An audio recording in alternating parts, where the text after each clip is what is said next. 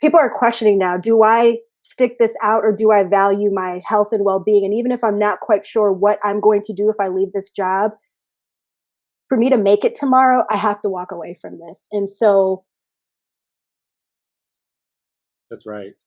I don't know if enough employers recognize that and are taking the time to really do that real work, to have those conversations. And you know what I get worried about too is the new grads, the people just entering the workforce who don't have any sort of model of like what a good leader is.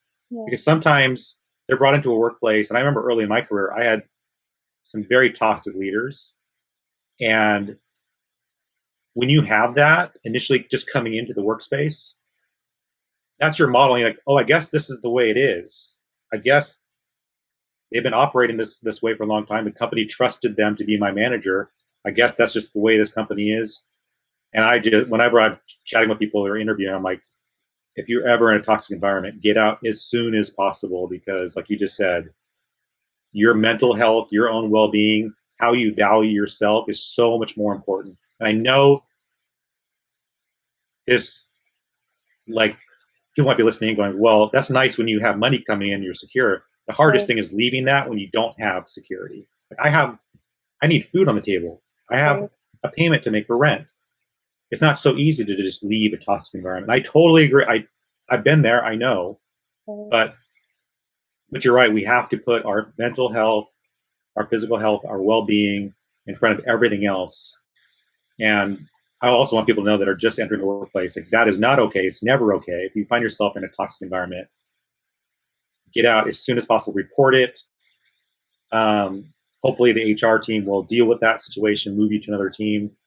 But I feel so bad for those who, especially during this pandemic, where it's really hard to get a job, right, where you feel stuck or you feel lucky to have the job, and then to be in a situation where your leader is just toxic, treating you poorly, you don't feel safe. Like, that's just multiplying your own issue, because we're all dealing with different issues, and that just makes it far worse.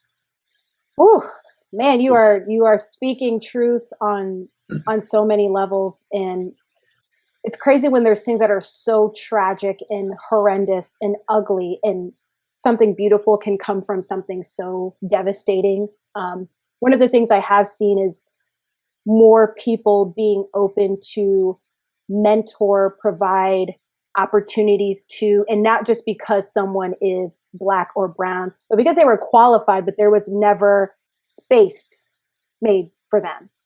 Try to make your own space, but you're told, actually, you can back there. That's where you belong, not at this head table.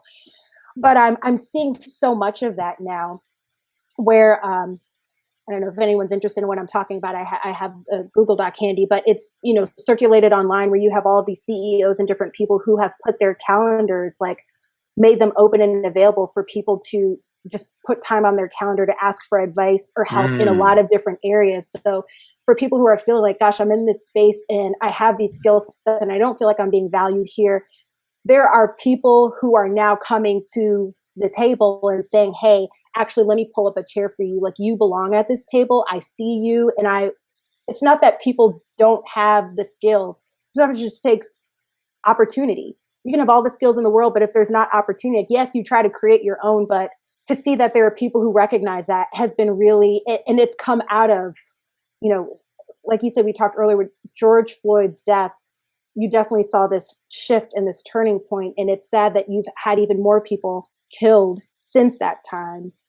But then to see that there are some beautiful things that are happening, that people are saying, you know what, like, I want to do my part. And, my part is this. I have this skill set to offer. I have this platform, and I want to elevate other voices. Thank you so much for listening to this clip of the Data Talk podcast. To check out the full show or see the full catalog of previous episodes, go to Experian.com/Data Talk.